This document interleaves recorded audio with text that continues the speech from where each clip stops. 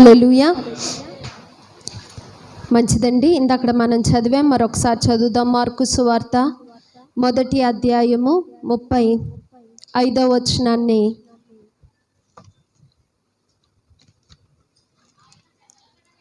ఆయన పెందల కడనే లేచి ఇంకను చాలా చీకటి ఉండగానే బయలుదేరి అరణ్య ప్రదేశమునకు వెళ్ళి అక్కడ ప్రార్థన చేయుచుండెను. చాలండి. మరి సమయంలో వాక్యంలోనికి వెళ్దాం. యేసు ప్రభు వారటండి మనకి మాదిరి. అయిన తన జీవితం ఏంటండి, మనకి మాదిరి చూపించారు. ఏ విషయంలో మాదిరి అంటే అన్ని విషయాల్లోనూ మాదిరే. ప్రార్థించే విషయంలో మాదిరి చూపించారు, ప్రకటించే విషయంలో మాదిరి చూపించారు, ప్రేమించే విషయంలో మాదిరి, కనికరించే విషయంలో మాదిరి, క్షమించే విషయంలో మాదిరి చూపించినట్లుగా మనం చూస్తూ ఉన్నాం. ఇక్కడ మనం చదివినటువంటి వాక్యాన్ని చూస్తే ఎప్పుడు లేచారండి యేసు ప్రభు వారు? పెందల కడనే లేచారు. ఇంకా చాలా చీకటి ఉండగానే లేచి ఎక్కడికి వెళ్ళారంటండి? ఏమా అరణ్య ప్రదేశానికి వెళ్ళటం జరిగిందంట. ఆయన చాలా చీకటి ఉండగానే పెందల కడనే లేచి అరణ్య ప్రదేశానికి వెళ్ళటానికి కారణం ఏంటి? ప్రార్థన చేసుకోవటానికి. హల్లెలూయా. అంటే తన జీవితంలో చూస్తే ప్రియమైనటువంటి దేవుని జనాంగమా, మనం ఆలోచన చేస్తే ప్రార్థనకు ఒక ప్రథమ స్థానం అనేది ఇవ్వటం జరిగింది. ఏమిచ్చారండి? మాట్లాడాలి. ఒక ప్రథమ స్థానం అనేది ఇవ్వటం జరిగింది. మనం కూడా పెందల కడలేస్తాం కొన్నిసార్లు. చాలా మంది ప్రార్థన కోసం పెందల కడలేచేది చాలా తక్కువ ఉంటారు. ఉండరని చెప్పను, కానీ చాలా కొద్ది మంది మాత్రమే ఉంటారు. కానీ చాలా మంది రోజు లేచేటువంటి టైం కంటే కొన్నిసార్లు చాలా ముందుగా లెగుస్తారు. ఎప్పుడంటే ఎక్కడికన్నా వెళ్ళాలి, ఒక ప్రయాణం ఉందంటే పెందల కడ లెగుస్తారు. ఈరోజు మన ఇంటికి ఒక 10 మంది వస్తున్నారు, వారు వంట చేసి పెట్టాలంటే ఎప్పుడు లేచేదానికంటే కూడా కొంచెం ముందుగా లెగుస్తారు. ఈ విధంగా ఏదైనా సరే ప్రియమైనటువంటి దేవుని బిడ్డ పనులు ఎక్కువగా ఉంటే పెందల కడ లెగుస్తారు. కానీ ఆశీర్వాదాన్ని తీసుకొచ్చేటువంటి విషయం ఏంటంటే ప్రియమైనటువంటి దేవుని బిడ్డ, ప్రార్థన చేయాలి. నేను నా దేవునిని దర్శించాలని ఎవరైతే తన యొక్క నిద్రను త్యాగం చేసి పెందల కడనే లెగుస్తారో వారంటే దేవునికి సంతోషం. హల్లెలూయా, హల్లెలూయా. అట్టి సంఘముగా పెందల కడ లేచి ప్రార్థన చేసే సంఘముగా దేవుడు మన సంఘాన్ని ఆశీర్వదించును గాక. ఒక విషయాన్ని గమనించండి. మన శరీరాన్ని దేనికైతే లోపరుస్తామో, ఏమండి, దేనికైతే లోపరుస్తామో దాన్నే కోరుకుంటుంది. నిద్రకి ఎక్కువ శరీరాన్ని అలవాటు చేస్తామనుకోండి, ఆ నిద్రను ఎక్కువ కోరుకుంటుంది. మీకు బాగా అర్థం అవటానికి చెప్తున్నాను. ఉదయం లేవంగానే కొంతమందికి టీ తాగందే పనులు ప్రారంభించలేరు. ఆ ముందు ఏదో వేడివేడిగా చాలా చలిగా ఉంది కదా, టీ తాగుదాం, చల్లగా ఉంది కదా, వేడి వస్తుందని టీ తాగి పనులు ప్రారంభించగా రాను దినాల్లో ఏమైపోతుందంటే అదొక అలవాటుగాను ఒక వ్యసనంగా మారిపోతుంది. ఇక వాళ్ళకి ఇంట్లో పాలు లేవు, టీ పెట్టుకోవటానికి పాలు లేకపోయినా సరే కనీసం వేడివేడిగా ఒక డికాషన్ అయినా పెట్టుకుని తాగాలి, లేకపోతే వారు ముందుకు వెళ్ళలేరు, పనులు చేయలేరు. అంటే అలవాటుగా మారిపోయింది. అంటే శరీరానికి దేన్ని అలవాటు చేస్తున్నామో ఏమండి దాన్నే అది కోరుకుంటుంది. మన రాత్రి కుటుంబ ప్రార్థన చేయటం మనకు అలవాటు, కానీ ఒకరోజు చేయటం మానేసాం. ఎలా ఉంటుందో తెలుసండి, సరిగ్గా నిద్ర పట్టదు. ఒకలాంటి భయం, అమ్మ ఈరోజు నేను ప్రార్థన చేసుకోలేదు, దేవుణ్ణి నేను నిర్లక్ష్య పెట్టాను అనేటువంటి ఒక భయం. అంటే శరీరాన్ని ప్రియమైనటువంటి దేవుని బిడ్డ నువ్వు దేనికి లోపరుస్తావో దాన్నే కోరుకుంటుంది. కొంతమందికి పని అంటే చాలా భయం, మరి కొంతమందికి పని చేయటం అంటే చాలా ఇష్టం.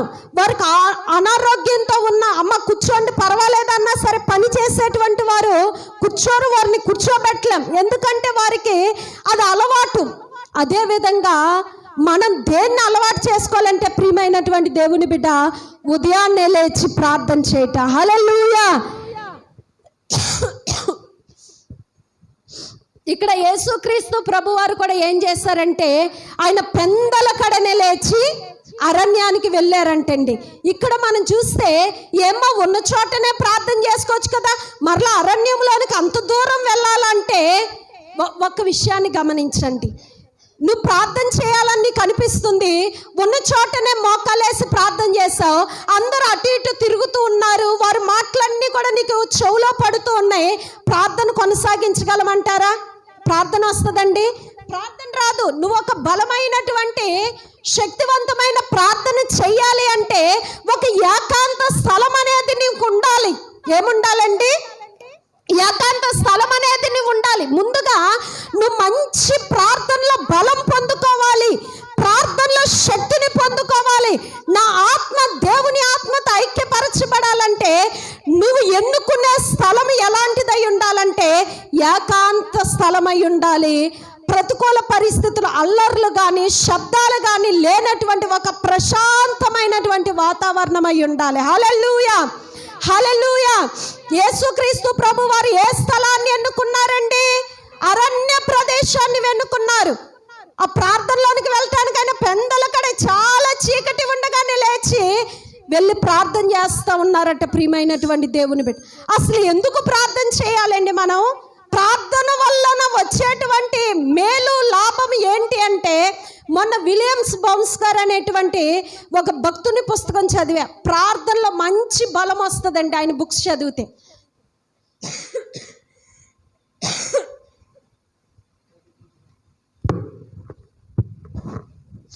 ఏమొస్తుందండి? ప్రార్థనలో మంచి బలం, మంచి పట్టుదల ఉంటుంది. ఆ విషయాలు, కొన్ని విషయాలు రాసుకుని మీతో చెప్పటం వల్ల మీరు కూడా ప్రోత్సహించబడతారు, బలం పొందుకుంటారని మీ మధ్యకి తీసుకురావటం జరిగింది.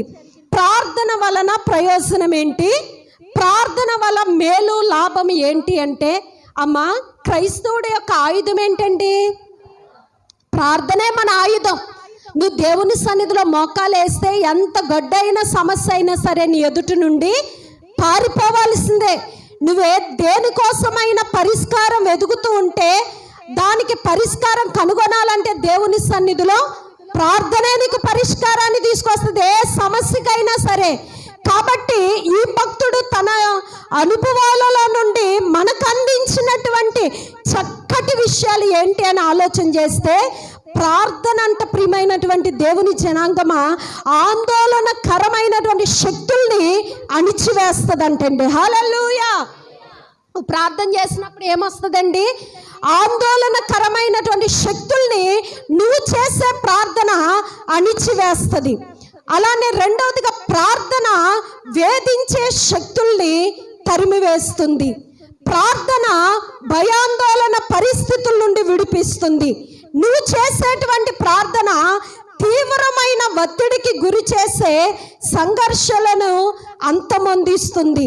అలానే ప్రార్థన ఎంత శక్తివంతమైందంటే మన ఆత్మలో లోతైన శాంతిని తీసుకొస్తుంది. ప్రార్థన బాహ్య ప్రశాంతతను కూడా తీసుకొస్తుంది. అంటే ఆత్మలో శాంతినివ్వటం మాత్రమే కాదు, కానీ బాహ్య పరిస్థితులు కూడా ప్రశాంతంగా ఉండేట్టుగా నీకు సహాయం చేస్తూ ఉంది. అలానే ప్రార్థన క్రీస్తు స్వరూప్యములోనికి నిన్ను మారుస్తుంది. అలానే నువ్వు చేసేటువంటి ప్రార్థన ఎవరి గురించి నువ్వు ప్రార్థన చేస్తావో ఆ వ్యక్తిని కూడా క్రీస్తు స్వరూప్యములోనికి మార్చగలుగుతుంది. ప్రార్థన ఒక వ్యక్తికి వినయ మనస్సును తీసుకొస్తుంది. చేసేటువంటి ప్రార్థన నీలోనున్న ప్రార్థనాత్మ నీకు పరిచర్య చేసే మనస్సునిస్తుంది, భక్తి జీవితాన్ని నీకు నేర్పిస్తుంది.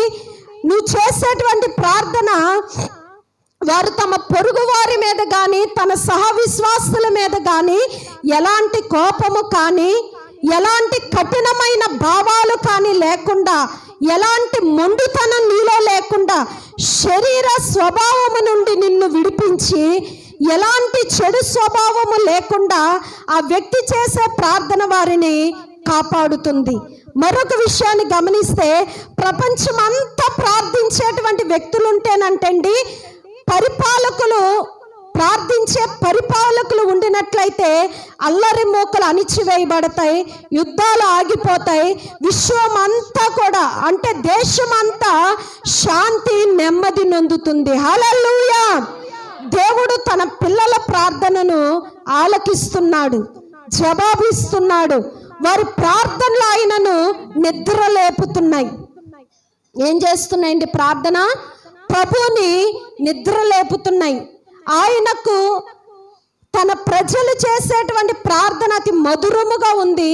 వారు ప్రార్థించడం చూసి ఆయన అమితంగా ఆనందిస్తున్నాడు. వారి ప్రార్థనకు జవాబునివ్వటంలో ఆయన బహుగా ఆనందిస్తున్నాడు. ప్రార్థన మానవ అవసరతలన్నీ తీరుస్తుంది. దేవుని పిల్లలు చేసే ప్రార్థన ప్రభు చెవులలో సంగీతంలా ఉంటుంది. ప్రార్థన వినేది మనుషులు కాదు, దేవుడే ప్రార్థన వింటున్నాడు. భక్తిహీనపు ప్రార్థనలు, బలహీనమైన ప్రార్థనలు దేవుని అగ్ని మండించలేవు. ప్రార్థనకు జయకరమైన ప్రార్థనకు ధైర్యం ఉండాలి. జయకరమైన ప్రార్థన చేయాలంటే ఏముండాలండి? ధైర్యం ఉండాలి. అలానే ప్రార్థన పట్టుదలతో చేసేదై ఉండాలి. ప్రార్థనలో ఓర్పు ఉండాలి. ప్రార్థనలో సహనం ఉండాలి.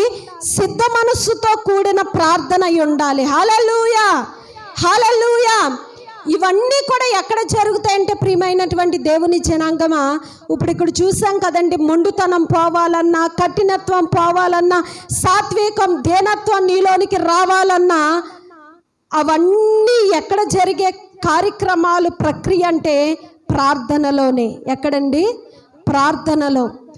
మరి నాకు సంతోషం అనిపించిన విషయం ఏంటో తెలుసు నీ మాటల్లో, దేవుని పిల్లలు చేసేటువంటి ప్రార్థన అంటండి ప్రభు చెవులకి ఒక సంగీతంలా వినబడుతుందంటండి. మనకి కొంచెం ప్రశాంతత లేనప్పుడు సంగీతాన్ని వింటే, అంటే పాటలు వింటుంటే, అప్పుడు వరకు మన హృదయంలో ఉన్నటువంటి గలిబిలి, వేదన, చిరాకుతనం అంతా కూడా పోయి ఒకలాంటి ప్రశాంతత మనల్ని ఆవరిస్తుంది. హల్లెలూయా, హల్లెలూయా. ఇక్కడ చూస్తే ప్రియమైనటువంటి దేవుని బిడ్డ, అలానే ప్రభు కూడా తన ప్రజలు చేసేటువంటి ప్రార్థన అంటేనట అంత సంతోషాన్ని తీసుకొస్తుందంటండి. ఏం తీసుకొస్తుందండి? సంతోషాన్ని.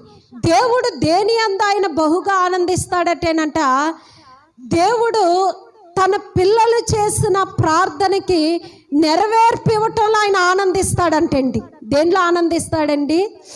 మన పిల్లలు ఏదైనా అడిగితే అది తీసుకొచ్చి ఇస్తూ ఉంటే వారు ఎంత ఆనందపడతారో, అంతకంటే కూడా నా పిల్లలు అడిగింది నేను కొనివ్వగలిగాను అని ఎంత సంతోషం ఉంటుందండి. చాలా తృప్తి ఉంటుంది, చాలా సంతోషం ఉంటుంది. అది కొనివ్వలేనటువంటి పరిస్థితిలో ఉంటే మన హృదయానికి చాలా బాధ అనిపిస్తూ ఉంటుంది. ఇక్కడ కూడా చూస్తే, నాన్న మోషే ఎక్కడున్నావమ్మా? ఒకసారి సౌండ్ చూడమ్మా. హల్లెలూయా, హల్లెలూయా.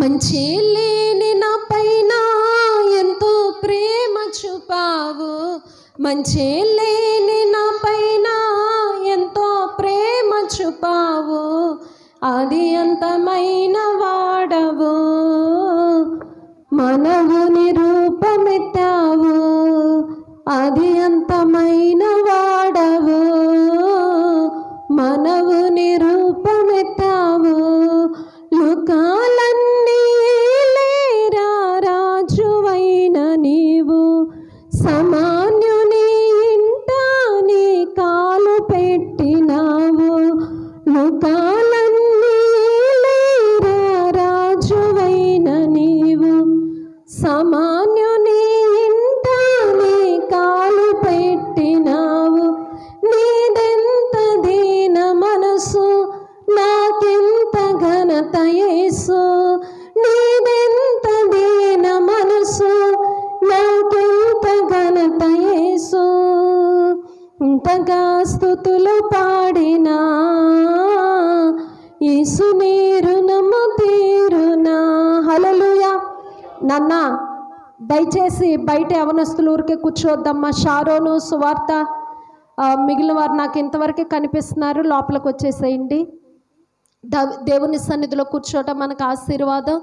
పిల్లలు ఏడిపిస్తున్నారు అనుకుంటే తల్లులు తండ్రులు బయట కూర్చోవటం కొంచెం పర్వాలేదు, కానీ మిగిలిన వారు మాత్రం బయట కూర్చోవద్దు. ఇక్కడ మనం చూస్తే ప్రియమైనటువంటి దేవుని జనాంగమా, నా అమ్మాయికి ఇచ్చేయలేకపోతే కోత వచ్చేస్తుంది.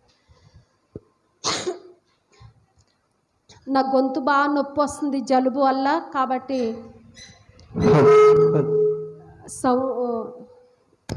హల్లెలూయా అది బలవంతంగా మాట్లాడాల్సి వస్తుంది.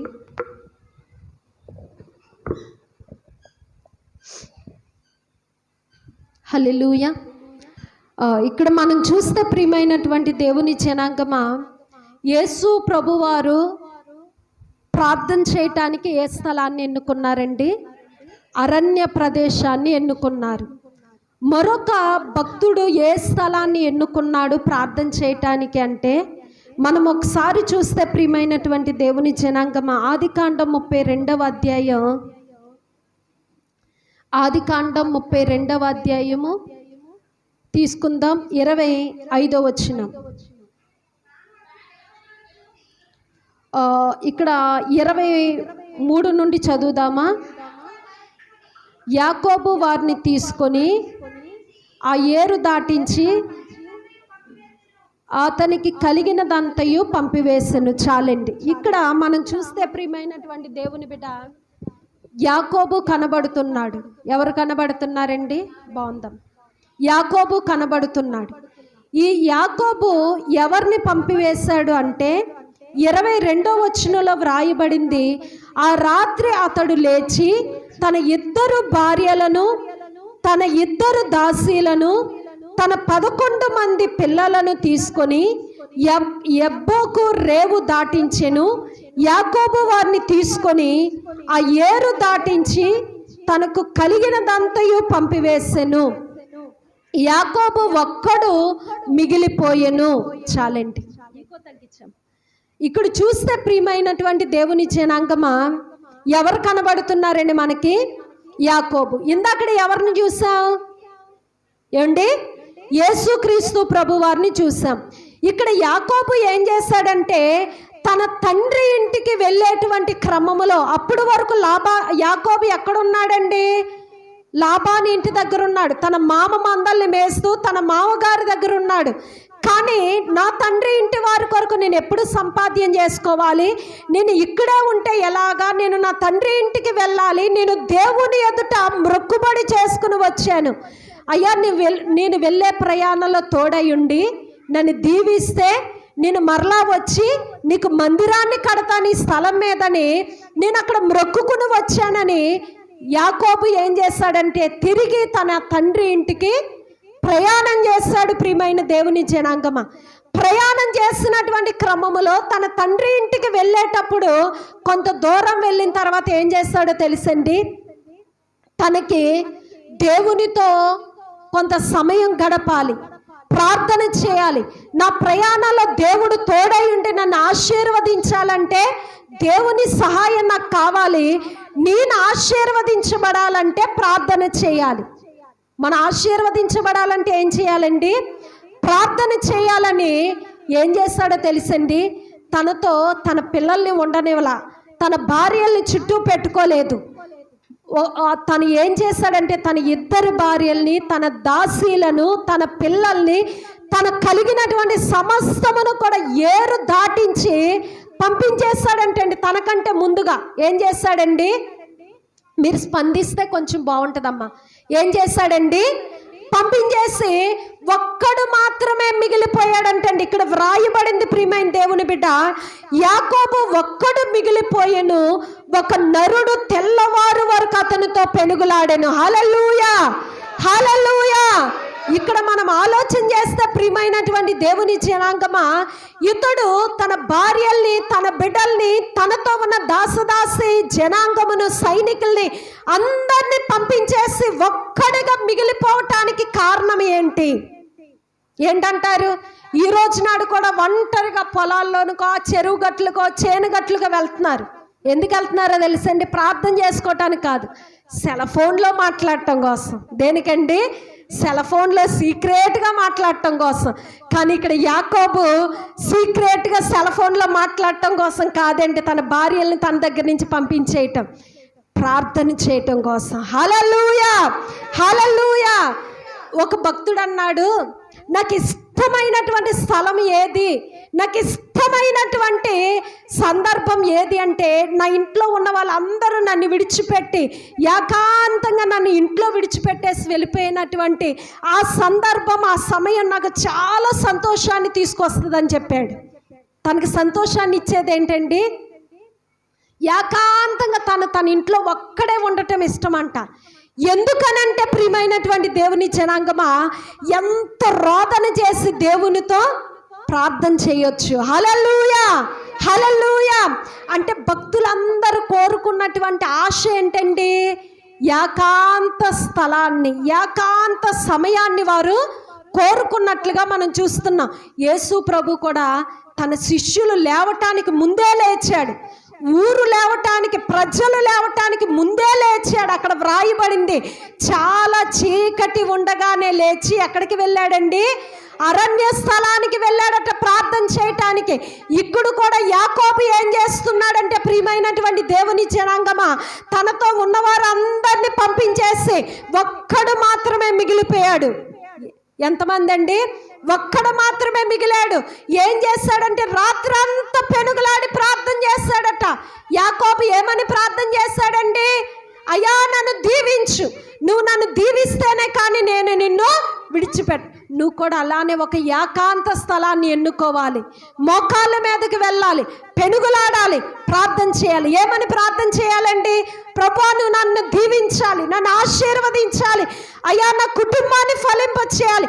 ఏ సమస్యతో అయితే నలిగిపోతున్నావో ప్రియమైనటువంటి దేవుని జనాంగమా, ఆ సమస్యను ఎత్తిపెట్టి ప్రార్థన చేయాలి. హల్లెలూయా. మీకు ఒక విషయం తెలుసండి, ప్రార్థన ఎంత గొప్ప కార్యాన్ని జరిగిస్తుందంటే, మా కళ్ళతో మేము ఒక కార్యాన్ని చూసాం. మాతోటి ప్రార్థనకు వచ్చేటువంటి ఒక యవనస్తురాలు, తనకి అనుకోకుండా కడుపులో మరి ఏ బలహీనతో ఏంటో తెలియదు, కానీ 9వ నెల ఆడపిల్ల గర్భవతితో ఉంటే పొట్ట ఎంత ఉంటుందో అంత పొట్ట వచ్చేసింది అనుకోకుండా. ఒక వారంలోనే పొట్ట నొక్కి చూస్తే గట్టి రాయిలాగా ఉండేదండి.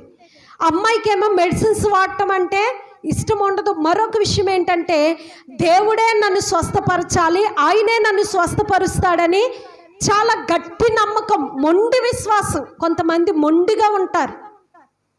ఈ అమ్మాయి అంటుంది, అమ్మ హాస్పిటల్కి వెళ్ళి ఒకసారి చూపించుకో, పొని మేము తీసుకెళ్తారు రామ్మ అంటే పెళ్ళవలేదండి, యవనస్తురాలు వినట్లేదు, హాస్పిటల్కి వెళ్ళట్లా, దేవుడే నన్ను స్వస్థపరుస్తాడంటుంది. అయితే ఆమె చేసిన పని ఏంటంటే 7 రోజులు తన ఇంట్లో ప్రార్థన పెట్టుకుంది. ఒక 10 మంది విశ్వాసులు వెళ్ళి ప్రతిరోజు ప్రార్థన చేసేవాళ్ళు. నిజానికి ఒక విషయం చెప్తున్నాను, ప్రార్థన చేస్తే అంత గడ్డ కరిగిపోతుంది అంటావా అన్నట్టుగానే ఉండేది. ప్రార్థన చేసినా సరే మాకేమనిపించేదండి, డాక్టర్లు ఉన్నారు కదా, ఈ రోజుల్లో వైద్యులు ఉన్నారు, వెళ్ళొచ్చు కదా. ఈ అమ్మాయి అంత మొండి పట్టుదలతో ఏమవుతుందో, ఏదైనా ప్రమాదం అయితే ఏంటి, అన్ని జనుల్లో అవమానం కదా, దేవుడు ఏం చేశాడని అన్నట్టుండేది. ప్రార్థన చేసిన ఎక్కడో ఉండేది మాకు. కానీ ఆమె విశ్వాసం ఎంత గొప్పదంటే, కనీసం చిన్న అవిశ్వాసం కూడా ఉండేది కాదండి. దేవుడు సహాయం చేస్తాడు, దేవుడు నాకు కార్యం చేస్తాడని. 7వ రోజు ఉపవాస ప్రార్థన అయ్యేసరికి అండి, తెల్లారేసరికి ఆమె పొట్ట నార్మల్గా మన పొట్ట ఎలా అయితే ఉందో అలానే అయిపోయిందండి. హల్లెలూయా, హల్లెలూయా. ఆమె విశ్వసించినట్లుగానే 7 రోజులు ప్రార్థన అయింది. ఆ వారంలోనే దేవుడు కార్యం చేశాడు. ఎంత అద్భుతమండి. ఒక మెడిసిన్ వేసుకోలేదు, డాక్టర్ గారి దగ్గరికి వెళ్ళలేదు, ఎంత నొక్కినా పొట్ట లోపలికి వెళ్ళేది కాదు, గట్టి రాయిలాగా ఉండేది. కానీ రాత్రికి రాత్రి ఏమైందంటే ఆ గడ్డ కరిగిపోయింది. నిజంగా నేను అనుకుంటున్న దేవుని హస్తం ఆమె మీదకి వచ్చింది. వెంటనే దేవుడు ఆమెని స్వస్థపరిచాడు. ఇప్పటికి మా ప్రాంతంలో ఉంది, వివాహమైంది, ఇప్పుడు ప్రెగ్నెన్సీతో ఉంది. హల్లెలూయా. ఈ యొక్క మాట ఎందుకు చెప్తున్నానంటే, మనం అన్నిటికీ సమయాన్ని ఇస్తాం, అన్నీ చాలా విలువైనవిగా చూస్తాం, కానీ ప్రార్థనకి మాత్రం సమయాన్ని ఇవ్వం. అవునా కాదండి? ప్రార్థన అంటే మాత్రం చాలా నిర్లక్ష్యం. కానీ నువ్వు ఏదైనా కార్యాన్ని చూడాలి, ఏదైనా కార్యాన్ని పొందుకోవాలి అనుకుంటే నీ శక్తి సరిపోవట్లా, ఇక ఇది జరగదు అని నువ్వు అనుకుంటున్నావు. కానీ ఆ విషయంలో నువ్వు కార్యాన్ని చూడాలంటే ఏం చేయాలండి? ప్రార్థన. హల్లెలూయా, హల్లెలూయా. ఇక్కడ యాకోబు ఎందుకు ప్రార్థన చేస్తున్నాడో తెలుసండి. తన మాంగారి ఇంటికి వెళ్ళటానికి కారణం ఏంటండి? తన అన్నకు రావలసిన ఆశీర్వాదాలు ఇతడు దొంగిలించేశాడు. ఇప్పుడు తల్లి అంటుంది, అరే నీ అన్నయ్య వస్తే నిన్ను చంపేస్తాడు కాబట్టి నువ్వు నీ మేనమావి ఇంటికి వెళ్ళిపో అనేసి బట్టలు సర్ది పంపించేసింది యాకోబుని. ఇప్పుడు మరలా తిరిగి వస్తున్నాడు యాసావు దగ్గరికి. నేను నా అన్నని మోసం చేసి వెళ్ళాను కదా, ఇప్పుడు నన్ను చూసి నా అన్న నన్ను చంపేస్తాడేమో అనేటువంటి ఒకలాంటి భయంతో ఉన్నాడండి యాకోబు. కాబట్టి అతడికి నిద్ర పట్టట్లేదు, మనశ్శాంతి లేదు, ప్రశాంతత లేదు.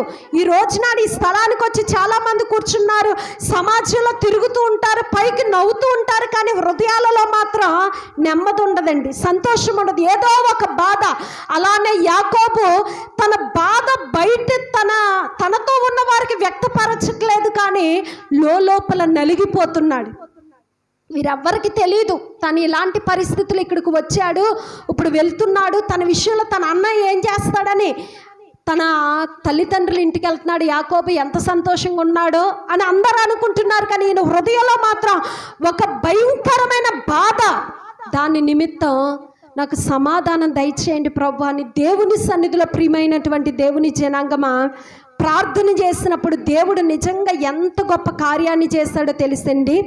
ఇక్కడ యాకోబు ఎంత భయపడ్డాడంటే తన అన్నను కలుసుకోవటం కోసం ఆదికాండం 33వ అధ్యాయం 3వ వచనాన్ని చూస్తే, తాను వారి ముందర వెళ్ళుచు తన సహోదరుని సమీపించు వరకు 7 మారులు నేలను సాగిలపడెను. హల్లెలూయా, హల్లెలూయా.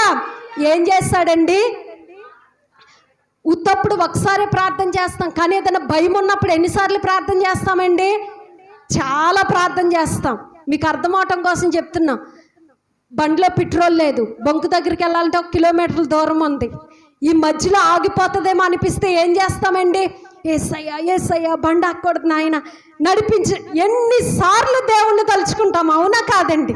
అదే ఫుల్ పెట్రోల్ ఉందనుకోండి, దేవుణ్ణి తలుచుకుంటామంటారా? దేవుణ్ణి తలుచుకోం.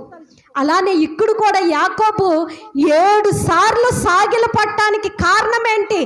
7 సార్లు దేవునికి ప్రార్థన చేయటానికి కారణం ఏంటంటే తన హృదయంలో ఏముందండి? భయం ఉంది. అసలే ఒక వార్త వినబడింది, అయ్యా యాకోబు, నీ అన్నయ్య అయిన యాసావు 400 మందిని వెంట పెట్టుకుని వస్తున్నాడు, నిన్ను కలుసుకోవటానికి 400 మందితో వస్తున్నాడయ్యా అంటే వాళ్ళు ఆనందంగానే చెప్పారు, అబ్బా నీ అన్నకి నువ్వంటే అంత ప్రేమ, 400 మందితో నిన్ను ఎదుర్కోవటానికి వస్తున్నారు. కానీ ఈయన హృదయంలో ఏముంది? నన్ను చంపటానికి వస్తున్నాడేమో, 400 మందిని వెంట పెట్టుకుని నా భార్య బిడ్డలు ఏమైపోతారు అనేసి ప్రియమైనటువంటి దేవుని బిడ్డ ఒకలాంటి భయం. తన అన్నని చేరుకునే వరకు కూడా ప్రియమైన దేవుని బిడ్డ ప్రార్థన చేస్తూనే ఉన్నాడండి. ఏం చేస్తున్నాడండి? ప్రార్థన చేస్తూనే ఉన్నాడు, దేవుణ్ణి వేడుకుంటూనే ఉన్నాడు. ఇప్పుడు ఏం జరిగిందయ్యా అంటే ఇక్కడ మనం ఒక మాట చదివితే ఆ 4వ వచనం, అప్పుడు యాసావు అతనిని ఎదుర్కొన పరిగెత్తి అతని కౌగిలించుకొని అతని మెడ మీద పడి ముద్దు పెట్టుకొనేను. వారిద్దరూ కన్నీళ్లు విడిచి యాసావు కన్నులెత్తి ఆ స్త్రీలను పిల్లలను చూచి, వీరు నీకేమి కావాలనని అడిగినందుకు అతడు, మీరు దేవుడు నీ సేవకునికి దయచేసిన పిల్లలే అని చెప్పాను. హల్లెలూయా. ఇక్కడ చూస్తే ప్రియమైనటువంటి దేవుని జనాంగమా, యాకోబు భయపడినటువంటి పరిస్థితి రానే వచ్చేసిందండి. అన్నని ఎదుర్కొంటే అసలు అక్కడ సిచ్యువేషన్ ఎలా ఉంటుందో, నా అన్న నా విషయంలో ఎలా రియాక్ట్ అవుతాడో, అసలు ఎలాంటి పరిస్థితి నేను ఎదుర్కోవాల్సి వస్తుందని ఎంత భయపడ్డాడో ప్రియమైనటువంటి దేవుని బిడ్డ. తన అన్నని కలుసుకునే వరకు కూడా అతడికి నెమ్మది లేదండి. ఎలాంటి పరిస్థితులు ఎదురవుతాయని సంతోషం అనేది లేదు. కానీ యాకోబు ముఖం చూడగానే యాసావుకి ప్రేమ పొంగుకొచ్చిందంటండి. హల్లెలూయా. ఇక పరుగున వచ్చేసి తన యాకోబైన తన సహోదరుని అత్తుకుని మెడ మీద పడి ఏడ్చి కన్నీళ్లు కార్చి ఒకరిని ఒకరు ముద్దు పెట్టుకున్నారట. ఈ ప్రేమ, ఈ ఐక్యత, ఈ యొక్క వారి మధ్యన ప్రియమైనటువంటి దేవుని జనాంగమా ఈ సంతోషాన్ని తీసుకొచ్చింది ఎవరండి? ప్రభు అయినటువంటి దేవుడే. ఎందుకని? కన్నీటితో విత్తువాడు సంతోషగానములతో పంట కోస్తాడు ప్రియమైన దేవుని బిడ్డ. గుప్పెడు విత్తనాలు చేతపట్టి ఏడ్చుచూ పోవు విత్తువాడు ఆనందగానం చేస్తూ ఏం మోసుకొస్తాడంటండి? పనలను మోసుకుని వస్తాడు. హల్లెలూయా.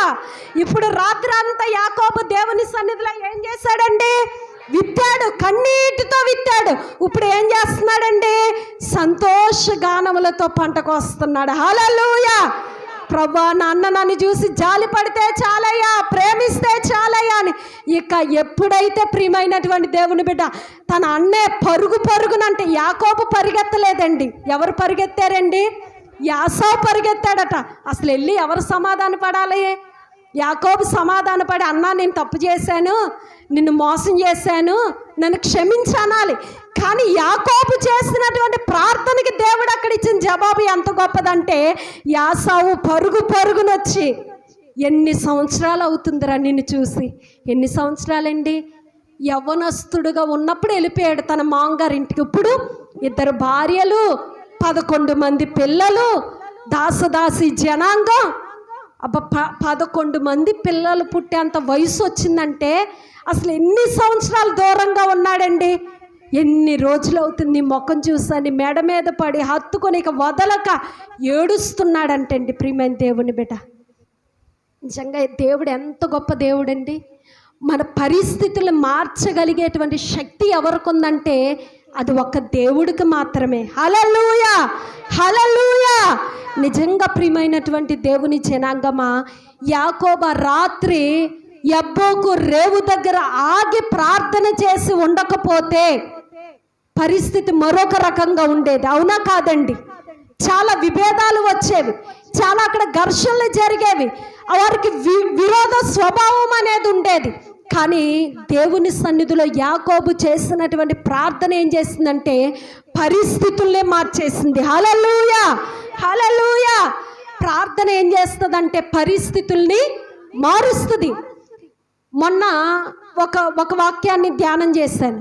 ఏంటంటే అబ్రహాము తన ఇంటి పెద్ద దాసుడైనటువంటి ఎలియాజర్ను పిలిచి, నా కుమారుడైనటువంటి ఇస్సాకుకి ఈ కనాను కుమార్తెలు ఎవరిని ఇచ్చి వివాహం చేయటం నాకు ఇష్టం లేదు, కాబట్టి నేను ఏ దేశం నుంచి వచ్చానో ఆ దేశానికి వెళ్ళి నా బంధువుల యొద్ద నుండి నా కుమారునికి నీవు కుమార్తెని భార్యను తీసుకురానేసి ఎలియాజర్ని పంపించినప్పుడు ఎలియాజర్ ఏం చేశాడో తెలుసండి? ఆ నాహోరు పట్టణానికి వెళ్ళగానే ఒక బావి కనబడిందంటండి అతనికి. ఆ దినాల్లో మనకులాగా ఇంటింటికి పైపులు ఉండేవి కాదు.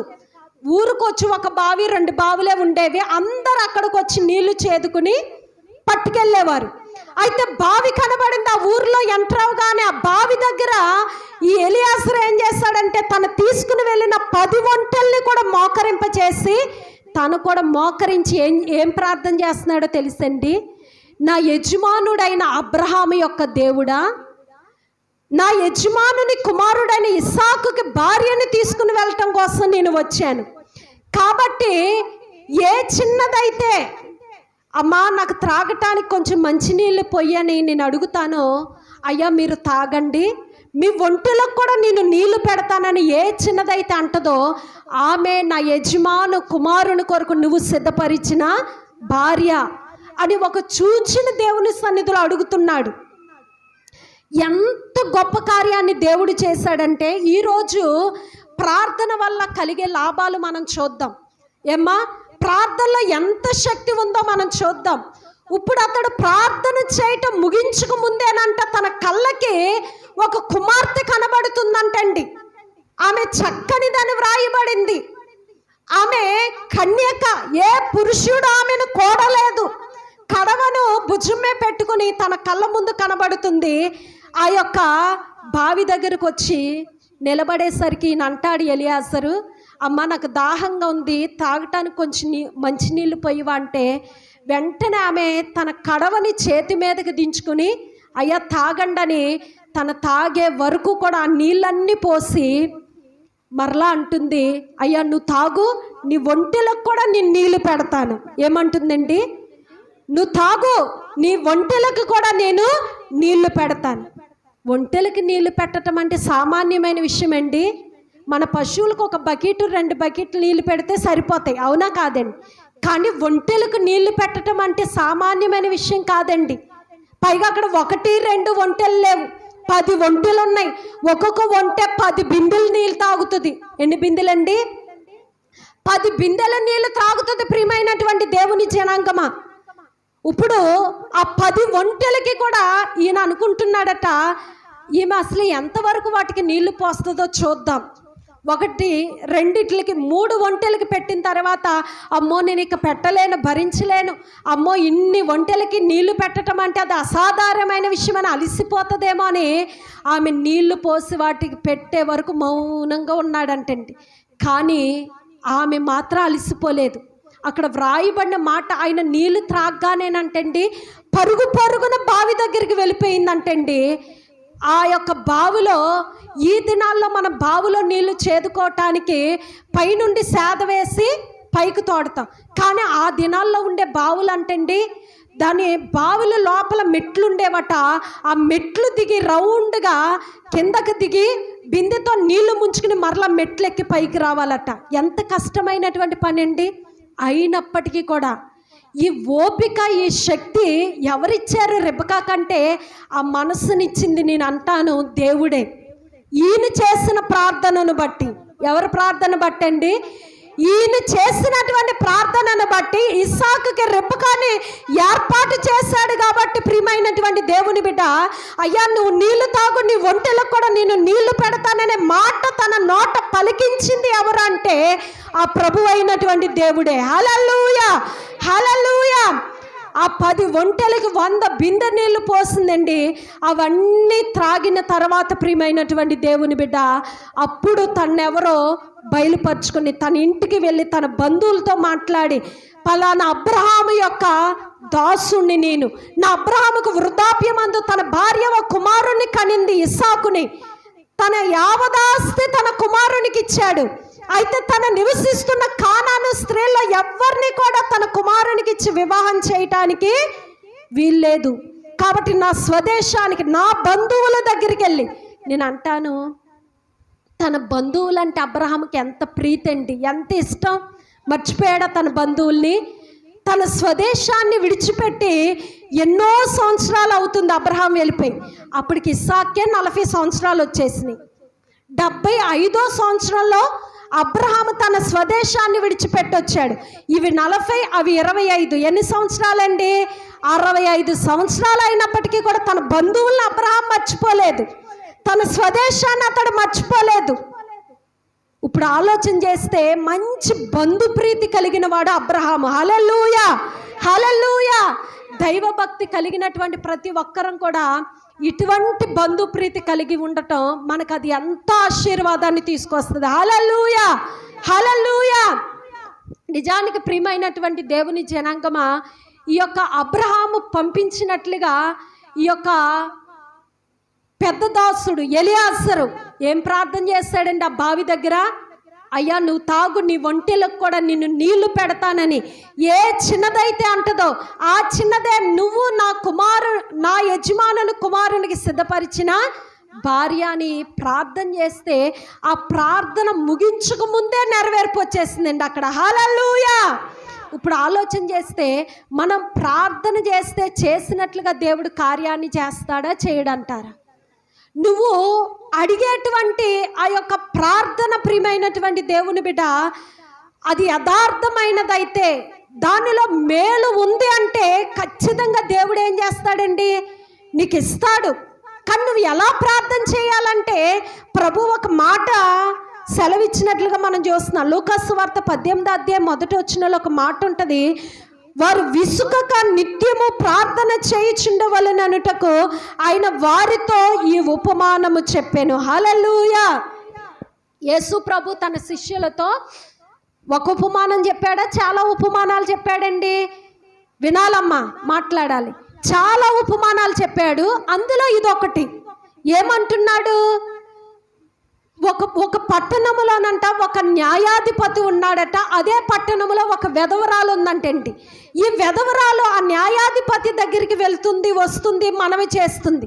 కానీ ఆ న్యాయాధిపతి ఎలాంటి వాడు అంటే దేవునికి భయపడేవాడు కాదు, మనుషుల్ని లక్ష్య పెట్టేటువంటి వ్యక్తి కాదు. అటువంటి న్యాయాధిపతి దగ్గరికి వెధవరాలు వెళ్ళి మనవి చేస్తుంది, అమ్మ ఎందుకు వెళ్తావు, ఆయన ఎవరికన్నా న్యాయం తీర్చాడా?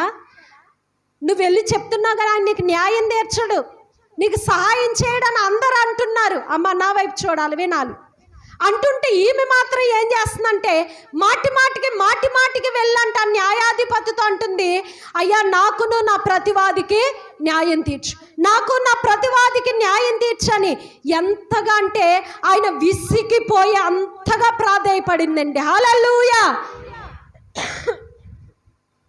కఠినాత్ముడైనటువంటి ఆ న్యాయాధిపతి అనుకుంటున్నాడు, ఈమె వచ్చి మాటికి నన్ను విసిగింపకుండానట్లు ఈమె విషయంలో నేను త్వరగా న్యాయం తీర్చేస్తాను. ఏమంటున్నాడండి, న్యాయం తీర్చేస్తే ఈమె ఇన్నిసార్లు వచ్చి నన్ను పొద్దుటే టిఫిన్ చేయనివ్వట్లేదు, భోజనం చేయనివ్వట్లేదు, రాత్రి సరిగా పండుకోనివ్వట్లేదు, మాటికి వచ్చేసి తలుపులు కొట్టేస్తుంది. కాబట్టి మీకు న్యాయం చేసేస్తే మళ్ళీ రాదు కదా అని కఠినాత్ముడైనటువంటి న్యాయాధిపతి కరిగిపోయి న్యాయం చేశాడు. దేవుడు అంటున్నాడు ఈ ఉపమానాన్ని చెప్పి లూకాసు సువార్త 18వ అధ్యాయం 7వ వచనంలో చూస్తే, దేవుడు తాను ఏర్పరచుకొనిన వారు దివారాత్రులు తను గూర్చి మొరపెట్టుకొనిచుండగా వారికి న్యాయము తీర్చడా. హల్లెలూయా. దేవుడు ఏర్పరచుకునేవారంటండి దివారాత్రులు తన గూర్చి మొరపెట్టుకొనుచు ఉంటేనంట ఆయన ఏం చేస్తాడండి చెప్పాలి, న్యాయం తీరుస్తాడంటండి. ఆ న్యాయం తీర్చడా అని దేవుని వాక్యం సెలవిస్తుంది. ఎందుకంటే ఆయన కఠినాత్ముడు ఎంత మాత్రం కూడా కానే కాదు. కాబట్టి యోబు గ్రంథంలో ఒక వాక్యం రాయబడింది, 8వ అధ్యాయం 5వ వచనాన్ని చదువుకుందాం. మనం ఏం చేయాలి, మనల్ని బట్టి దేవుని ఆశ ఏంటి, ఎప్పుడు మనం దీవించబడతాం. యోబు గ్రంథం 8వ అధ్యాయం 5వ వచనం తీసిన వారు త్వరగా చదవండి. నువ్వు జాగ్రత్తగా దేవుణ్ణి వెతికిన ఎడల సర్వశక్తుడగు దేవునిని బ్రతిమాలుకొనిన ఎడల నీవు పవిత్రుడవై యథార్థవంతుడవైన ఎడల నిశ్చయముగా ఆయన నీ యందు శ్రద్ధ నిలిపి నీ నీతికి తగినట్లుగా నీ నివాస స్థలమును వర్ధిల్లింప చేయును. మొదట నీ స్థితి కొంచెముగా ఉండినను తుదకు నీవు మహాభివృద్ధి నొందెదవు. హల్లెలూయా. మేలు చేయక నీవు ఉండలేవయ్యా, ఆరాధించక నేను ఉండలేనయ్యా, మేలు చేయక నీవు ఉండలేవయ్యా.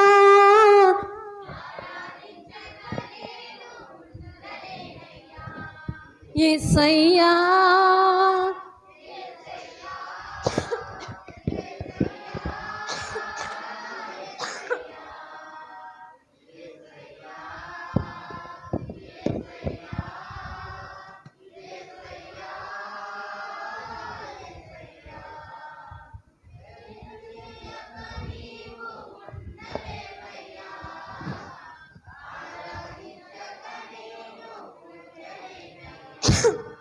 ఇక్కడ చూస్తే ప్రియమైన దేవుని బిడ్డ, నిజంగా ఈ వాక్యాన్ని మనం ధ్యానం చేసినట్లయితే నువ్వు జాగ్రత్తగా దేవునిని వెతికిన ఎడల ఏం చేయాలంటే మనం యాకోబు ఎలా వెతికాడండి, జాగ్రత్తగా వెతికాడు, ఏకాంత స్థలాన్ని కోరుకున్నాడు, అందరినీ తన దగ్గర నుంచి పంపించేశాడు. దేవుడు నెరవేర్పించాడా లేదండి తన ప్రార్థనకి, తను ఆశీర్వదించాడా లేదండి, దేవుడే దిగొచ్చేసాడంట ఆయన చేసే ప్రార్థనకి. ఇక్కడ కూడా దేవుడు మనతో చెప్పేది ఏంటంటే నువ్వు జాగ్రత్తగా దేవుణ్ణి వెతికిన ఎడల. రెండవదిగా చేయవలసింది ఏంటండి, సర్వశక్తి కలిగిన దేవునిని బ్రతిమాలుకొనిన ఎడల. నువ్వు దేవుణ్ణి వెతుకుతూ వేడుకుంటూ ఉన్నటువంటి సమయంలో నీలోకి ఏమి రావాలో తెలుసండి. ఇక్కడ వ్రాయబడింది, నీవు పవిత్రుడవై యథార్థవంతుడవైన ఎడల. ప్రార్థన చేసేవారిలో ఏముంటుందండి, పవిత్రత యథార్థత ఉంటుంది. ఇక్కడ దేవుడు మొట్టమొదటిగా కోరుకునేది అదే మనలో నుండి. నువ్వు దేవుణ్ణి వెతుకుతున్నావు బాగానే ఉంది, దేవుణ్ణి బ్రతిమాలుకుంటున్నావు బాగానే ఉంది, పవిత్రత యథార్థత నీలో ఉందా అని దేవుడు అడుగుతున్నాడు. నీలో ఉంటే నిశ్చయముగా ఆయన నీ యందు ఏం నిలుపుతాడంటండి? శ్రద్ధ నిలుపుతాడట. హల్లెలూయా. ఆయన నీ యందు శ్రద్ధ నిలిపి నీ నీతికి తగినట్టుగా నీ నివాస స్థలమును వర్ధిల్లింపచేయును. అప్పుడు నీ స్థితి మొదట కొద్దిగా ఉండినను తొదకు నీవు మహాభివృద్ధి నొందెదవు. ఎంత అభివృద్ధి అండి? కొంచెము కాదంటండి, మహాభివృద్ధి. హల్లెలూయా. ఎవరి విషయంలో అభివృద్ధి అండి? నువ్వు ఎవరైతే దేవుని జాగ్రత్తగా వెదుగుతారో, సర్వశక్తి కలిగిన దేవుణ్ణి ఎవరైతే బ్రతిమాలుకుంటారో, యథార్థవంతులై పవిత్రంగా ఎవరైతే దేవుణ్ణి ప్రార్థిస్తారో వారి అందంట సర్వశక్తి కలిగిన దేవుడు దృష్టి నిలుపుతాడటండి. వారి నీతికి తగినట్లుగా వారి నివాస స్థలమును వర్ధిల్లింపజే. నీ నీతికి తగినట్లే నీ నివాస స్థలం ఏమవుతుందండి? వర్ధిల్లింపజేస్తాడట. ప్రియమైనటువంటి దేవుని బిడ్డ, అప్పుడు మొదట నీ స్థితి కొంచెముగా ఉండినా తొదకు నీవేమవుతావమ్మా? మహాభివృద్ధి నొందుతావు. హల్లెలూయా. యాకోబు తన మామగారి దగ్గరికి ఎలా వెళ్ళాడండి? ఏం పట్టుకుని వెళ్ళాడు? ఏం పట్టుకెళ్ళాడమ్మా? ఒక చేతు కర్రతో మాత్రమే వెళ్ళాడు యాకోబు. అతడు అంటాడు, అయ్యా నేను నా మామగారి దగ్గరికి వెళ్ళినప్పుడు, ఈ నది దాటినప్పుడు ఒక చేతు కర్రతో మాత్రమే నేను వెళ్ళాను, కానీ మరలా తిరిగి వచ్చేటప్పుడు నన్ను 2 గుంపులుగా చేసావంటున్నాడు. హల్లెలూయా. హల్లెలూయా. ఎంతగా ఆశీర్వదించాడంటే యాకోబుని దేవుడు. తన మామగారు ఒక దినాన్ని వచ్చి అంటాడు, యాకోబు నువ్వు వెళ్ళిపోతానంటున్నావు, నువ్వు వెళ్ళొద్దయ్యా, నా దగ్గరే ఉండు, నన్ను విడిచి నువ్వు వెళ్ళొద్దు. నిన్ను ఎంతగా ఎందుకు బ్రతిమాలుకుంటున్నానో తెలుసా? నిన్ను శకునము చూసి తెలుసుకున్నాను. ఆ శకునంలో ఏం చెప్పారో తెలుసా?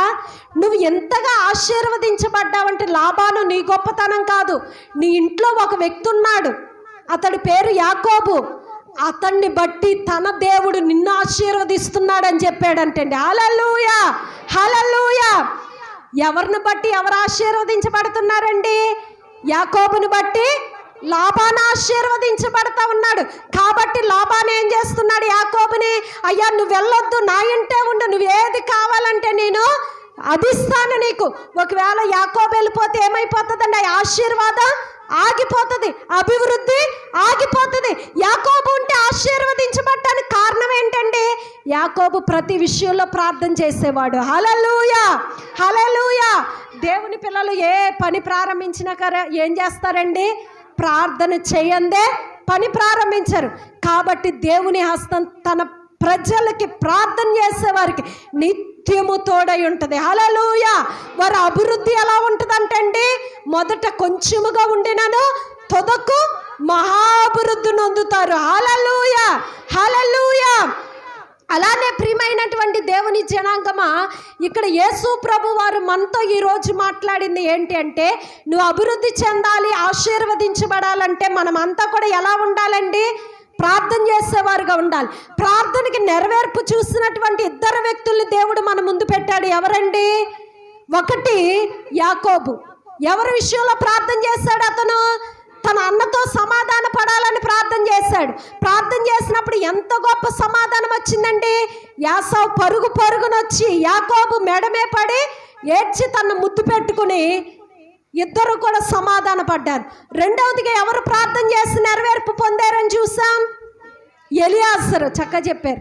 ఎలియాజరు కూడా, అయ్యా ఏ చిన్నది నీ ఉద్దేశంలో ఉందో ఆమె నాకు నా ఒంటెలకి నీళ్లు పెట్టాలి, ఆమె నా యజమానుని కుమారు కొరకు నువ్వు సిద్ధపరిచిన భార్య అన్నాడు తప్ప ఇంటింటికి వెళ్ళి, అమ్మ నా యజమానుడు తన కుమారునికి భార్యని తీసుకురమ్మన్నాడు, ఆయన పేరు అబ్రహాము, తనకి ఎంతో ఆస్తి ఉంది, మీ అమ్మాయిని ఇస్తారా, మీ అమ్మాయిని ఇస్తారా, మా ఇస్సాక్కి భార్యగా అని అడిగాడంటారా? దేవుడు వారే వెతుక్కుంటూ వచ్చేటట్టుగా అక్కడ కార్యాన్ని చేశాడు. హల్లెలూయా. దేన్ని బట్టంటే దేవుని యొక్క సన్నిధిలో అతడు చేసినటువంటి ప్రార్థనను బట్టి. ప్రార్థన చేసేటువంటి మనం ఏమెన్నుకోవాలంటే అండి, యేసయ్య ఏమెన్నుకున్నాడు? ఏకాంత స్థలం.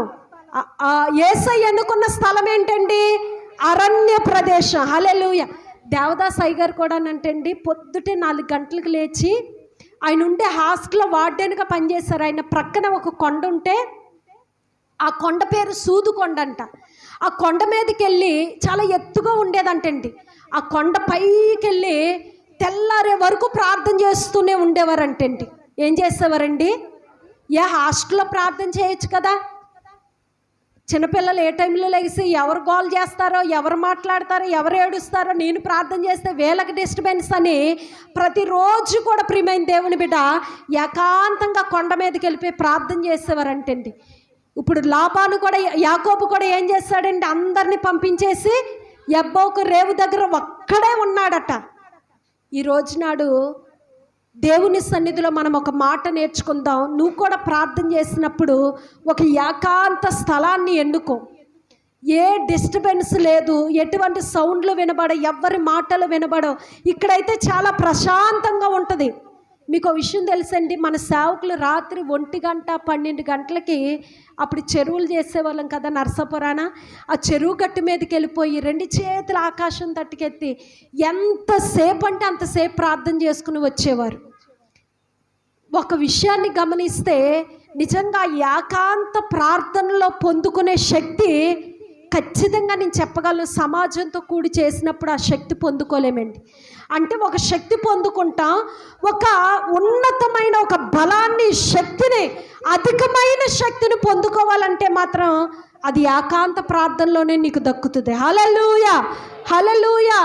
దేవుని పిల్లలు చేసే ప్రార్థన దేవుని చెవులకి ఎలా వినబడుతుందండి? బాగా జ్ఞాపకం, ఒక సంగీతంలా దేవుడికి వినబడుతుందంట. ఆయన దేనిలో ఆనందిస్తాడంటే తన పిల్లలు చేసిన ప్రార్థనకి నెరవేర్పివ్వటంలో ఆనందిస్తాడు. హల్లెలూయా, హల్లెలూయా.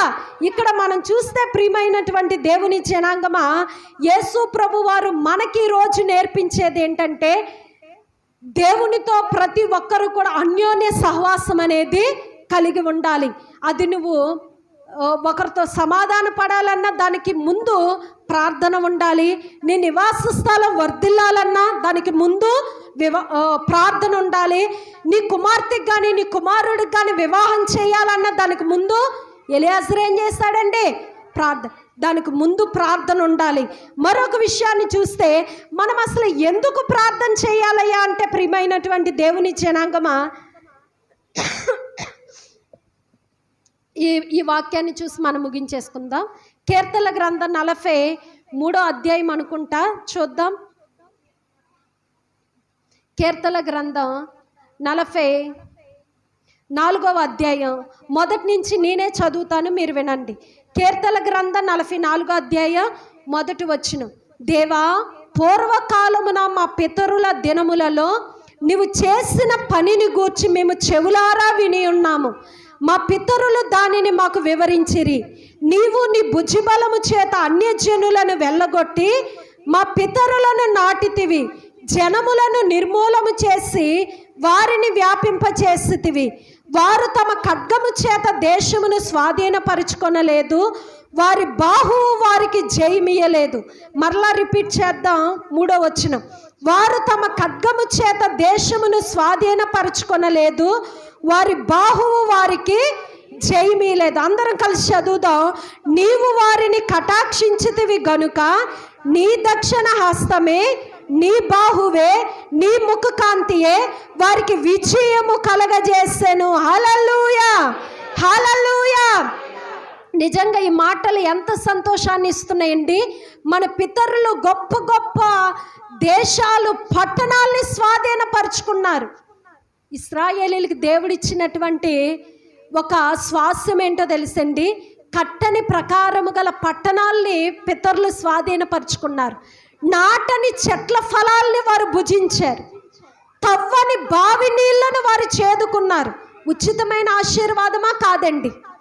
దానికి కారణం ఏంటి అంటే ఇక్కడ వ్రాయబడిన మాట చూస్తే దావీదు అంటున్నాడు, అయ్యా నువ్వు మా పితరులకి చేసినటువంటి కార్యాలు మేము చెవులారా విన్నాం, వాటిని వారు మాకు వివరించి చెప్పారు. ఏంటయ్యా అంటే ఇక్కడ వ్రాయబడింది, వారు తమ ఖడ్గము చేత దేశమును స్వాధీనపరచుకోలేదు, వారి బాహువు వారికి జయమీయలేదు, నీవు వారిని కటాక్షించితివి గనుక నీ దక్షిణ హస్తమే, నీ బాహుబలమే, నీ ముఖ కాంతియే వారికి విజయము కలగజేసాను. హల్లెలూయా, హల్లెలూయా. వారి కత్తి, వారి ఖడ్గం, వారి బాహువు ఏది జయమీయలేదండి. ఏం జయమిచ్చిందండి ఇశ్రాయేలీయులకి? దేవుని హస్తమే, ఆయన ముఖకాంతియే, ఆయన బాహుబలం, ఆయన దక్షిణ హస్తమే. హల్లెలూయా, హల్లెలూయా. ఇప్పుడు ఆలోచన చేస్తే మనం ఎందుకు ప్రార్థన చేయాలి అండి అంటే, మన శక్తి, మన బలం, మన సామర్థ్యం దేనికి సరిపోదండి. కానీ మనకి ఎవరి హస్తం తోడై ఉండాలమ్మా? మనం ఫలించాలంటే దేవుని హస్తం తోడై ఉండాలి. ప్రియమైనటువంటి దేవుని జనాంగమా, కాబట్టి ఇక్కడ దావీదు భక్తుడు అంటున్నాడు 8వ వచనంలో, దినమెల్లా మేము దేవుని యందు అతిశయపడుచున్నాము, నీ నామమును బట్టి మేము నిత్యము కృతజ్ఞతాస్తుతులు చెల్లిస్తున్నాము. 7వ వచనం, మా శత్రువుల చేతిలో నుండి మమ్మల్ని రక్షించువాడవు నీవే. హల్లెలూయా, హల్లెలూయా. కాబట్టి ప్రియమైనటువంటి దేవుని జనాంగమా, నిజంగా ఇశ్రాయేలీయులు యుద్ధానికి వెళ్ళేవారు, కానీ యుద్ధం ఎవరు చేసేవారో తెలుసండి? దేవుడే యుద్ధం చేసేసేవాడు. ఎలా యుద్ధం చేసేవాడండి అంటే, ఉరుములు మెరుపులు వారి మధ్యన ఉరిమించి వడగండ్లను కురిపించి యుద్ధం చేసి వారిని వాడగొట్టి వీరికి జయమిచ్చేసేవాడు. హల్లెలూయా. దేవుడు మన పక్షాన్ని ఉంటే మనకి విరోధి ఎవడు అంటుంది దేవుని వాక్యం. నిజంగా పడినటువంటి వడగండ్లు కూడా ఇశ్రాయేలీయులు వాటి దెబ్బతో చచ్చిపోయిన వారు ఒక్కరుండేవారు కాదండి. ఇశ్రాయేలీయులు ఎవ్వరికి ఆ వడగండ్లు తగిలేవి కాదు, కానీ ఎవరికి తగిలేవండి? శత్రువులకి తగిలి చచ్చిపోయి. ఎందుకనంటే ఇశ్రాయేలు పక్షాన్ని ఎవరున్నారు? ప్రియమైన దేవుని బిడ్డ, సర్వశక్తి కలిగినటువంటి దేవుడు, ఆయనే యుద్ధం చేసేసేవాడు. ఒకరోజు ఏమైందో తెలుసండి, శత్రువులు అందరూ వచ్చేసి ఇశ్రాయేలీయులు ఎదుటి దిగిపోయారు. ఇశ్రాయేలీయులతో ఎప్పుడెప్పుడు యుద్ధం చేద్దామా అని ఎదురు చూస్తూ ఉన్నారు. ఎప్పుడెప్పుడు యుద్ధం చేద్దామా అని ఎదురు చూస్తూ ఉంటే వారేమో చాలా బలమైనటువంటి సమూహం, ఇశ్రాయేలీయులేమో కొద్దిమందే వణికిపోతున్నారు, చాలా భయపడుతున్నారు, ప్రార్థన చేస్తున్నారు, ప్రభువా మమ్మల్ని కాపాడు, మమ్మల్ని రక్షించని. దేవుడు గొప్పగా ఇశ్రాయేలు ప్రజల్ని ఒక మాట జ్ఞాపకం చేసుకుంటే, శత్రువు నీ మీదకి ఒక త్రోవలో వస్తే 7 త్రోవల్లో మళ్ళించి వేస్తానంటున్నాడు. ఎన్ని త్రోవల్లోనండి? 7 త్రోవల్లో మళ్ళించి వేస్తాడంట. హల్లెలూయా. ఇశ్రాయేలీయుల పక్షాన దేవుడు చేసే యుద్ధాలు చాలా ఆశ్చర్యంగా ఉండేవండి. ఇప్పుడు ఇశ్రాయేలీయులు వచ్చి ఒక సముద్రం దగ్గర దిగారు, శత్రువులు ఇశ్రాయేలీయులతో యుద్ధం చేయటానికి. ఈ శత్రువులు ఉదయం అయ్యేసరికి ఎలా కనబడుతుందో తెలుసండి? సముద్రం ఎర్రగా రక్తమైపోయినట్లుగా కనబడుతుంది. ఎలా కనబడుతుందండి? అసలు సముద్రం ఎలా కనబడుతుంది? నీళ్లు వైట్గా కనబడతాయి కదా, కానీ ఎర్రగా రక్తములాగా కనబడుతుంటే ఈ యొక్క శత్రువుల గుండెల్లో ఒకలాంటి భయం.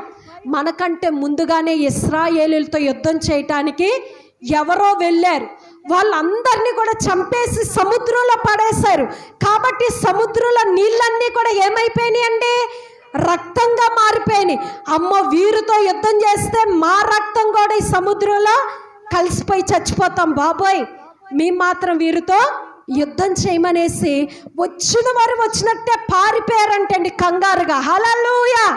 నిజానికి అక్కడ జరిగిన కార్యం ఏంటంటే, ఆ సముద్రం పైన, అది నదో సముద్రం నాకు గుర్తులేదు, కానీ సూర్యుడు ఎలా ఉంటాడండి? ఎర్రగా ఉంటాడు కదా, రక్తవర్ణ. ఆ సూర్యుని యొక్క కిరణాల ఆ యొక్క నీటిలో పడేట్టుగా దేవుడు చేశాడంటండి.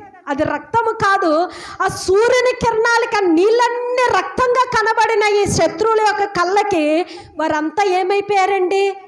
దేవుడి మాట నెరవేర్చబడిందా లేదండి? శత్రువు ఒక త్రోవలో వస్తే ఎన్ని త్రోవల్లో మళ్ళించి వేస్తాడంటండి? 7 త్రోవల్లో మళ్ళించి వేస్తాడట. హల్లెలూయా. మరొక యుద్ధాన్ని చూసి మనం ముగించేసుకుందాం. ఒకరోజు ఇశ్రాయేలు ప్రజలతో యుద్ధం చేయటానికి శత్రువులు వస్తే ఆ రాత్రికి రాత్రే దేవుడంట వారికి శబ్దాలు వినిపింపజేస్తాడంటండి. గుర్రాలు, రథాలు, సైనికులు, చాలా గొప్ప సమూహం వస్తున్నట్టు ధ్వని వినిపించిందంటండి. ఎవరికి? శత్రువులకి. వినిపించిన వాడు ఎవరు? దేవుడే. ఇప్పుడు వీరు వినటానికి, దేవుడు వినిపించడానికి మధ్య ఇశ్రాయేలీయులు ఏం చేశారంటే ప్రార్థన చేస్తున్నారు. ప్రభువా, వారు గొప్ప సమూహంగా వచ్చేసారయ్యా, యుద్ధం చేయటానికి మాకు బలం లేదు, కాబట్టి మా పక్షాన్ని యుద్ధం చేయి ప్రభా, మా శత్రువులు వెళ్ళగొట్టు ప్రభా, నువ్వు మాకు సహాయం చేయి ప్రభా, నువ్వు తప్ప ఎవరు సహాయం చేస్తారయ్యా అని ఓ బోరున దేవుని సన్నిధిలో ఏడిస్తేనండి ఒక ధ్వని వారికి వినబడి ఎక్కడ ఉన్న గుర్రాలు అక్కడే విడిచిపెట్టి, ఎక్కడ కట్టిన గాడిదలు అక్కడే విడిచిపెట్టి, వారి డేరాలు వారి ఆహారం అన్ని విడిచిపెట్టేసి ప్రాణాలు దక్కితే చాలని పరుగు పరుగు పరుగు పరుగును పారిపోయారంటండి. హల్లెలూయా, హల్లెలూయా. కార్యం చేసిన వాడెవరండి? దేవుడే. ప్రియమే, దేవుని స్తుతిద్దాం ఒక్కసారి. హల్లెలూయా. మా ప్రజల పక్షాన గొప్ప కార్యాలు చేస్తున్న వాడానికి స్తోత్రం. హల్లెలూయా, హల్లెలూయా. అట్టి గొప్ప కార్యాలు మన జీవితాల్లో జరుగును గాక. దుష్టుడైన అపవాది అధికారం మన కుటుంబాల మీద నుండి కొట్టివేయబడును గాక. వ్యాధుల బలం యేసు నామములో నిర్మూలమగును గాక. రోగముల బలము నిర్మూలమగును గాక. నెమ్మది లేని వారి నెమ్మది పొందుదురు గాక యేసు నామములో. ప్రతి అపవాది శక్తుల కాడి విరగొట్టబడును గాక. విజయము జయము దేవుడు నీకు ఇచ్చును గాక. అదే దేవుడు ఈరోజు మనతో ఉన్నాడు. ఎవరితో ఉన్నాడండి? ఎంత గొప్ప దేవుడండి అసలు. ఈ విజయాలు చూడటానికి వారు చేసింది ఒక్కటే, ప్రార్థన. ఏం చేశారండి? ప్రార్థన. అంటే ఈరోజు ప్రార్థన ద్వారా ఏ కార్యాన్నైనా మనం చూడగలుగుతాం. ఈ ఉపవాస ప్రార్థనలో ఒకే అంశంతో నేను ప్రార్థన చేయటం జరిగింది. ఏంటంటే, ఎప్పుడో ఒకప్పుడు ఒక పుస్తకాన్ని చదివితే ఆ బుక్లో వ్రాయబడిన మాట, వారు మీటింగ్ ఏర్పాటు చేశారంటే కొంతమంది సేవకులు మీటింగ్లో మంచి ఉజ్జీవంగా బలమైన ఆరాధన జరిగి బలంగా వాక్యం చెప్పేసరికి చాలా ఆలస్యం అయిపోయిందంట. ఇక కానుకలు సేకరణ గట్ట పడితే చాలా ఆలస్యం అయిపోతుందని ప్రజలందరినీ కూడా పంపించేశారంటండి. పంపించేస్తే ఆ మీటింగ్కి చాలా ఖర్చు అయింది, చాలా కొదువు ఉంది. అప్పుడు ఏం జరిగిందంటే, నాన్న కూర్చోలేనోషు కూర్చోవాలి. అప్పుడు ఏం జరిగిందంటే, ప్రియమైనటువంటి దేవుని బిడ్డ, చివరిలో మీటింగ్ అంతా అయిపోయి అందరూ వెళ్ళిపోయిన తర్వాత ఒక ఆయన వచ్చి కొంత కానుక పెట్టి ప్రార్థన చేయించుకుని వెళ్ళిపోయాడంటండి. ఇప్పుడు వారు తర్వాత చూస్తే ప్రియమైన దేవుని బిడ్డ, ఆ రోజు అందరి చేత కానుక పట్టినా సరే అంత అమౌంట్ వచ్చేది కాదంట. చాలా పెద్ద అమౌంట్ దేవుడు ఆ వ్యక్తి ద్వారా వీళ్ళకి అందించాడంట. మన సేవకులు చెప్పారు కదండి, ఉన్న కొదువును బట్టి లాస్ట్ 3 రోజులైనా కానుక పడితే బాగుంటుందని. అప్పుడు వద్దు, దేవుడి వైపు చూద్దామంటానికి కారణం ఏంటంటే, ప్రభువా ఆ భక్తుల జీవితంలో నువ్వు ఆ కార్యాన్ని చేసావు కదా, వారి జీవితంలోనే కాదు మా జీవితంలో కూడా మేము మా పరిచర్యల ఆ కార్యాన్ని చూడాలని ఎప్పటి నుండో నాకు ఆశ అండి. అలాగే చాలా కార్యాలు చూస్తున్నాం, కానీ ఈసారి ఉపవాస ప్రార్థనలకు మాత్రం పెద్ద ఒక భయంకర ఒక పెద్ద బాధ్యత ఉంది. చాలా పెద్ద అమౌంట్ కావాలి. కొద్ది వాటి కోసం దేవుని వైపుని చూసాం, దేవుడు ఇచ్చాడు. ఇప్పుడు కూడా ఖచ్చితంగా దేవుడు సహాయం చేస్తాడు, దేవుని కార్యాన్ని చూడాలి అని ఒక ఆశతోటి ప్రార్థనలు ప్రారంభమైనప్పటి నుంచి ఆ భక్తుల్నే ముందు పెట్టుకున్నాను నేను. వారి జీవితంలో కార్యం చేసావు ప్రభా, మా జీవితంలో కూడా ఆ కార్యాన్ని చూడాలి, మేము కూడా సాక్ష్యం చెప్పాలి. ఎవరిని నోరు తెరిచాడు కానుకలు కూడా ఎప్పుడు లాస్ట్ రోజు పట్టినట్టుగానే, కానీ ముందు నుంచి వద్దు. ఈ ఆలోచనతో దేవుని సన్నిధిలో ప్రార్థన చేసినప్పుడు మీకేమనిపించిందో తెలియదు కానండి, నాకైతే ఆశ్చర్యమే. ఆ సేవకుడిని మనం గణపరిచి పంపించడానికి దేవుడు ఒకే ఒక కుటుంబాన్ని ప్రేరేపించి ఒక్కరి ద్వారా నా అమౌంట్ దేవుడు ఇచ్చాడంటే అది దేవుడి కార్యం కాదా? దేవుని కార్యమా? దేవుని కార్యం కాదండి, కేవలం దేవుని కార్యమే. కొన్ని సంవత్సరాలుగా నేను ఎదురు చూశానండి, ఏంటి ఇలాంటి కార్యాలు మా పరిచర్యలో కూడా చూడగలమా, ఆ భక్తుల జీవితంలో జరిగింది మా జీవితంలో కూడా జరిగిద్దా అని ఎదురు చూసినటువంటి కార్యం ఈ 7 దినాల ఉపవాస ప్రార్థనలో నేను చూశాను.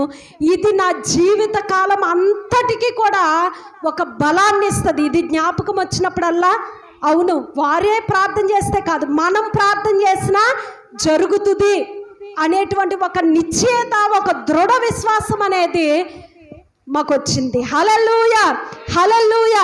మన దేవుడు గొప్పవాడండి. ఎంత గొప్పవాడంటే చాలా గొప్పవాడు. ఇలా చెప్పుకుంటూ వెళ్తే సాక్ష్యాలు చాలా నాకు జ్ఞాపకం వస్తున్నాయి. కానివ్వండి, ముగించుకుందాం. 1 గంట అయింది. ఎందుకంటే ఈ వారానికి ఈ టైం, వచ్చే వారానండి మీ పాస్టర్ గారు 12 గంటలకల్లా మిమ్మల్ని బయటకు పంపించేస్తారు. ఎందుకంటే ఆయన అనుకున్న టయానికి ముగించేయగలుగుతారు. మీకు తెలుసు కదా, నెలకు ఒకసారి నేను మీ మధ్యకు వస్తాను కాబట్టి కొంచెం లేట్ అవుతుంది. ఏమ్మా, దయచేసి ఇంకొక విషయం ఏంటంటే, ఉపవాస ప్రార్థనలు అయిన తర్వాత మన విశ్వాసులు చాలా కొంతమంది బలహీనులుగా ఉన్నారు.